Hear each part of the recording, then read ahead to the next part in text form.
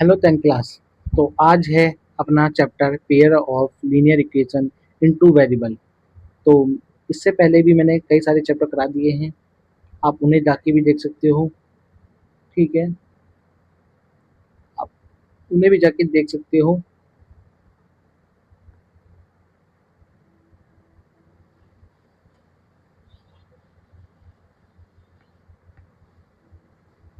ठीक, तो स्टार्ट करते हैं अपना pair of linear equation. Linear equation की बात बोल रहा है, पहले लीनियर इक्वेशन का इंट्रोडक्शन दे दूं मैं आपको, वरना आप बोलोगे लीनियर इक्वेशन तो समझा ही नहीं।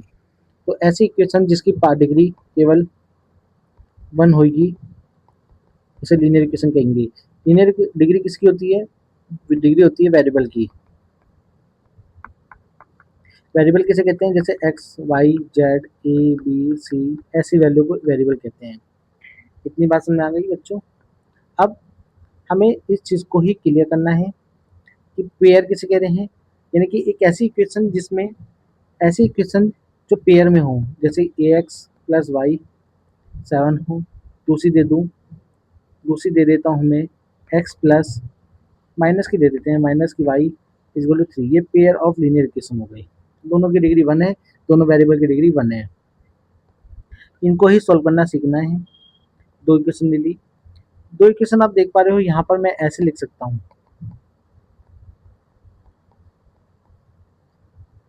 मैं इक्वेशन को ऐसे लिख सकता हूँ। राइट साइड जीरो कर रहा हूँ। इक्वेशन तभी कहलाती है जब राइट साइड जीरो हो। A2 C2, ये दो इक्वेशन है। दो इक्वेशन थी जैसे अभी मैंने लिखी थी ना, वही चीज़ है। इधर मैंने 7 लिखा था, 7 को इधर ले आया, बस मैंने कुछ नहीं करा, 7 को इधर ले आया। और दूसरी इक्वेशन मैंने लिखी थी एक्स माइनस वाई की इक्वल टू 3 लिख लो, मान के चलो। ये करा है मैंने, राइट साइड जीरो करा और कुछ नहीं करा बच्चों। इसके बाद मुझे ना कंपेयर करना है A1/A2 का ratio. A1/A2 ratio B1/B2 ratio के बराबर नहीं आता ना, एक्सम बराबर नहीं आता। और तो ये हो जाएगा हमारा इंटरसेक्शन कंडीशन। इंटरसेक्शन की कंडीशन हो जाएगी। यहाँ आप देख पा रहे होगे इंटरसेक्शन की कंडीशन मैंने दिखा रखी है। ठीक है, इंटरसेक्शन की कंडीशन हो जाएगी। अभी और ज़्यादा डिटेल में पढ़ोगे जब मैं इसे पढ़ाऊंगा सही से। सही से का मतलब है जब इसके क्वेश्चन करेंगे तब और ज़्यादा समझ में आ जाएगा आपको। अब इसके बाद बारी आ जाती है हमारी कोलिनियर की। जब हमारे रेशियो तीनों बराबर हो तो कोलिनियर हो जाएगा। कोलिनियर मतलब कॉन्सिडेंट। कोलिनियर मतलब कोइंसिडेंट कहो, कोलिनियर मत कहो, कोइंसिडेंट। कोलिनियर तो जोड़ के होता है, एक ही लाइन में होते हैं। कोइंसिडेंट एक लाइन ये रही L1 और L2 भी उसी पे ही है। L2 भी उसी पे ही है। ठीक, पैरेलल की कंडीशन क्या है? दो लाइनें L1 ये है, L2 ये है, आपस में कभी नहीं कटेगी। और इसके कोई x की वैल्यू और इधर मान के चलो कोई भी ऐसी वैल्यू नहीं आएगी जो दोनों इक्वेशन को सॉल्व कर दे। ऐसी कोई वैल्यू नहीं आएगी जो दोनों इक्वेशन के लिए वैलिड हो जाएगी। ठीक है, तो इसे कहते हैं पैरेलल। इसमें कोई सॉल्यूशन नहीं आएगा, इसमें कई सारे सॉल्यूशन आएंगे। L1 भी इसी पे ही है, L2 भी इसी पे ही है। तो ये पॉइंट L1 के लिए भी होगा, L2 के लिए भी होगा। ये पॉइंट भी L2 के लिए होगा, L1 के लिए भी होगा। ये पॉइंट भी होगा, ये पॉइंट भी होगा, ये पॉइंट भी होगा, ये पॉइंट भी होगा। कई सारे सॉल्यूशन मिलेंगे, कई सारे सॉल्यूशन हमें मिलेंगे। बात समझ में आ गई बच्चों?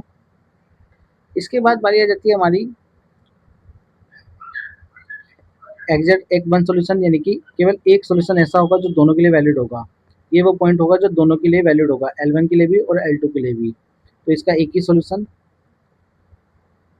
अब आपको समझ में आ गया होगा। कंडीशन आपको याद करनी है, ये सब आपको कंडीशन याद करनी है तीनों। ठीक है, ये टेबल आपको याद ही करनी होगी, कोई और तरीका नहीं है इसको कराने का। अब इस पर एक सवाल कर लेते हैं। देखो, सवाल कराने के लिए ना आपके पास एनसीईआरटी खुली होनी चाहिए। ठीक है, ये रेशियो लिखा हुआ है इधर, और वन भी था, और इधर टू है, ये वन है, ये टू है, ये वन है, ये टू है। कह रहा है ऑन कंपेयरिंग A1 और A2 का रेशियो निकालो, B1 और B2 का रेशियो निकालो, C1 और C2 का रेशियो निकालो, और बताओ कि लाइन आर पैरेलल है, कोइंसिडेंट है या इंटरसेक्शन है। तो आप समझ में आ गया होगा आपको ये बोल के रहा है। आप लोगों को समझ में आ गया होगा कि सवाल बोल के रहा है।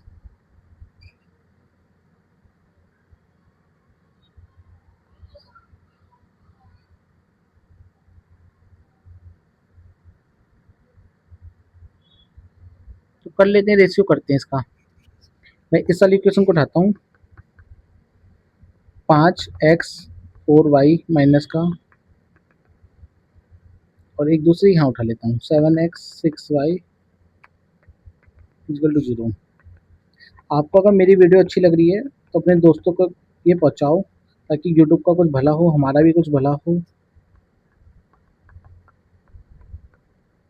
y c2, यहाँ से a1 को देख पा रहा हूँ मैं, a1 मेरे पास 5 आ रहा है, a2 यहाँ से मेरे पास 7 आ रहा है, तो a1 अपॉन a2 5/7 हो गया, a1 अपॉन a2 5/7 हो गया। b1 इधर से आ रहा है -4, b2 इधर से आ रहा है 6, b2 आ रहा है 6, तो b1 b2 का रेशियो आ गया 4/6 माइनस का, सॉल्व करोगे माइनस का 2/3।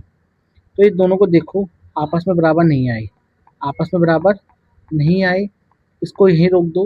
तो आप बोलोगे इंटरसेक्शन की कंडीशन है भैया, अभी आपने बताई, ये इंटरसेक्शन की कंडीशन है, इसकी कंडीशन है, इंटरसेक्शन की कंडीशन है। इंटर लाइंस लिख लो, लाइंस आर इंटरसेक्शन हो गई है, क्या हो रही है, इंटरसेक्शन हो गई है। इतनी सी बात समझ में आ गई आप लोगों को, ठीक है। यही आपको करना है इस दोनों तीनों सवाल में, ये सवाल भी करना, ये सवाल भी करना आप लोग को। इसमें भी रेशियो दे रखा था, ये C1 और C2 दे रखा है, ये C2 है, ये C1 A1 A2, ये B1 B2, कंपेयर करके बताना है कंसिस्टेंट और एक कंसिस्टेंट।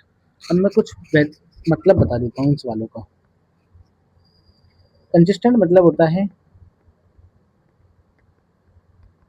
कि सॉल्यूशन एग्जिस्ट करेगा, solution exist for both equation, यानी कि सॉल्यूशन जो होंगे ना इसके, दोनों इक्वेशन के लिए एग्जिस्ट करेंगे। इसके नो, इसे लिख लो कॉमन सॉल्यूशन, ज़्यादा समझ आ जाएगा। कंसिस्टेंट क्या होगा, no common solution for exist for both line, दोनों लाइनों के लिए ऐसा कोई सॉल्यूशन नहीं आएगा तो दोनों लाइनों के लिए वैलिड हो जाए, दोनों लाइनों के लिए वैलिड हो जाए, ठीक है। तो एक सवाल मैं इसको करा देता हूँ, जैसे कि ऊपर वाला ही देख लो अपना, मैं इसको ही लेके चलता हूँ। ये और ये दोनों सवाल सेम है बच्चों, ये दोनों सवाल सेम है, कुछ अंतर नहीं है। कंसिस्टेंट, जैसे कि ये देखो, लाइन्स आर इंटरसेक्शन, इंटरसेक्शन थी तो आप बोलते भैया वन सॉल्यूशन, वन सॉल्यूशन ऐसा होगा केवल इंटरसेक्शन, ये वो पॉइंट होगा, मान के चलो पी पॉइंट है, ये पी पॉइंट है जो दोनों लाइनों के लिए वैलिड है, L1 के लिए भी L2 के लिए भी। तो एक सॉल्यूशन तो आ रहा है ना, ए वन सॉल्यूशन आ रहा है, तो आप बोलोगे lines are consistent, line are consistent, ठीक। इतनी सी बात है और कुछ नहीं है। अब आई होप आपको समझ में आ गया होगा। एक ही सवाल में मैंने तीनों 6 सवाल करा दिए, आप समझो, एक ही सवाल में मैंने 6 सवाल करा दिए। कंसिस्टेंट और कंसिस्टेंट बताना है, रेशियो निकालोगे, रेशियो निकाल के आप ये देख लोगे पैरेलल की कंडीशन है, कोलिनियर की है, कोइंसिडेंट की है, या इंटरसेक्शन की है। इंटरसेक्शन और कोइंसिडेंट में सॉल्यूशन एग्जिस्ट करेगा, पैरेलल में नहीं करेगा, पैरेलल में नो सॉल्यूशन और इनकंसिस्टेंट हो जाएगी, ठीक। अगर आपको कराना है मैं करा देता हूँ ये वाला सवाल।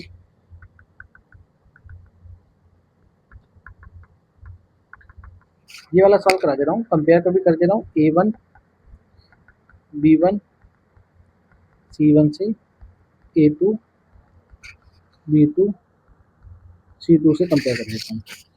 इसको पहले यहाँ सिस्टम में लिख लो, राइट साइड 0 कर दो, राइट साइड 0 कर दो। A1 मिल रहा है आपको 1, A2 मिल रहा है आपको 2, B2 मिल रहा है आपको 3, B1 मिल रहा है आपको 1, C2 मिल रहा है, C1 मिल रहा है आपको -3, ये C2 मिल रहा है आपको -12। अगर आप सॉल्व करो तो A1 अपॉन A2 कितना मिल रहा है, 1/2, B1 अपॉन B2 1/3। तो यही मुझे रुकना पड़ रहा है, यही मुझे रुकना पड़ रहा है, दोनों बराबर नहीं आई, दोनों बराबर नहीं आई, दोनों बराबर नहीं आई। So intersection, line are intersection, one solution, one solution, one solution होगा, and lines are consistent, line are consistent. अगर बच्चों आप यहाँ तक वीडियो देख के आए हो तो आपको एक चीज़ बतानी है, मैं आपका पूरा मैथ का कोर्स केवल 500 रुपीज़ में करा दूंगा। अब इससे ज़्यादा सस्ता नहीं करूँगा, यूट्यूब पे कराऊंगा। यूट्यूब पे क्या 1-to-1 में जूम मीटिंग में पढ़ाऊंगा, ठीक है। अपना 1 घंटा निकाल के आपको पूरा 1 घंटा दूंगा मैं। आप बस कंडीशन ये होनी चाहिए 2-3 बच्चे ले आओ, कम से कम 4 बच्चे हों तो मैं चल जाएगा, ठीक है। आप बस कमेंट कर दो तो उन्हीं 4 बच्चों को पकड़ लेंगे और पढ़ा दूंगा मैं। केवल 4 बच्चे, 4-5 बच्चे चाहिए, ठीक। अब ये बोल रहा है which of the following pair of linear equation are consistent, और अगर कंसिस्टेंट है तो ग्राफ पे उसके सॉल्यूशन दिखाओ। ग्राफ पे बना के उसका सॉल्यूशन निकालो, ठीक है। ग्राफ पे रिप्रेजेंट करो। तो आसान बोल रहा है ये बात तो। पहला ही सवाल देखो,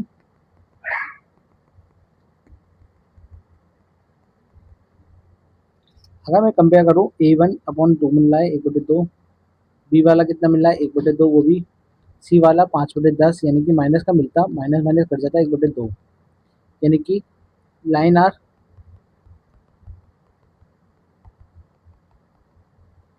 पैरेलल हो जाएगी, पैरेलल हो जाएगी। मैनी नो सॉल्यूशन, नो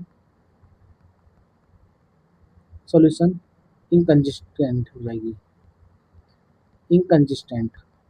तो ग्राफ पे रिप्रेजेंट नहीं करना, ग्राफ पे रिप्रेजेंट नहीं करना।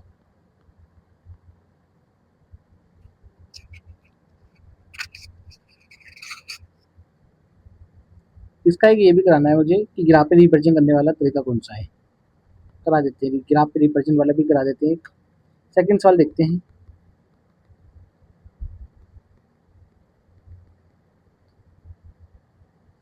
अगर मैं लाऊं, कंपेयर कर लूं, इक्वेशन लिखना बहुत, मैं इक्वेशन नहीं लिख रहा, A1 में बता रहा हूँ। A1 मिला है 1, B1 माइनस का 1, C1 मिला है माइनस का 8, इनसे राइट साइड जीरो हो जाएगी ना। A2 मिल रहा है 3, B2 मिल रहा है माइनस का 3, C2 मिल रहा है 16।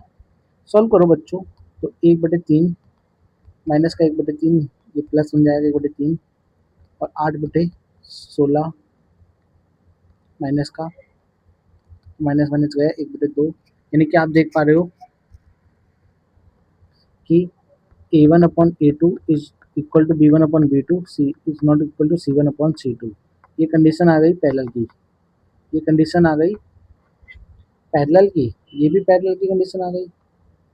और ये जो इससे पहले करा था उसमें भी 1/2 था, 1/2 था, 5/10, यानी कि पैरेलल की नहीं थी बेटा, वो पैरेलल की नहीं थी, वो कोइंसिडेंट की थी। सॉरी, वो गलती हो गई,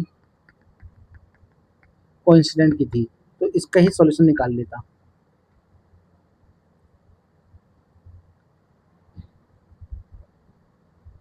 ठीक है। गलती हो गई होगी, ठीक है, सबसे हो जाती है। पहली वाले के सॉल्यूशन निकालते हैं, वो अच्छा है।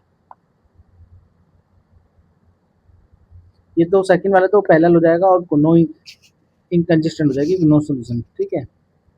सेकंड पहला वाला करते हैं, 1/2, 1/2 होगा और 1/2 होता, ठीक, ठीक है। यानी कि बराबर आएगा, देख लो, बराबर आएगा तो क्या कंडीशन आ रही है, बराबर आएंगे तीनों तो कोइंसिडेंट आ रही है, इनफाइनाइट मैनी सॉल्यूशन आएगा।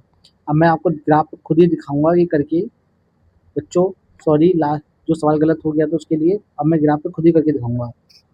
ये कंपेयर कर लेना आप लोग, उसके बाद सॉल्यूशन करते हैं। एक टेबल बनाओ, एक्स की वैल्यू 0 बोलो, वाई की वैल्यू निकल जाएगी कितनी, 5। भाई 0 रखोगे, वाई की वैल्यू कितनी मिलेगी, 5।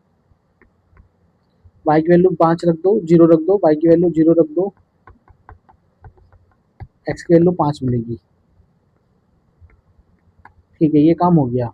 दो सॉल्यूशन निकालने, ज़्यादा नहीं निकालने, किसी भी बच्चे को ज़्यादा सॉल्यूशन नहीं निकालने। एक्स और वाई की, एक्स की 0 रखो,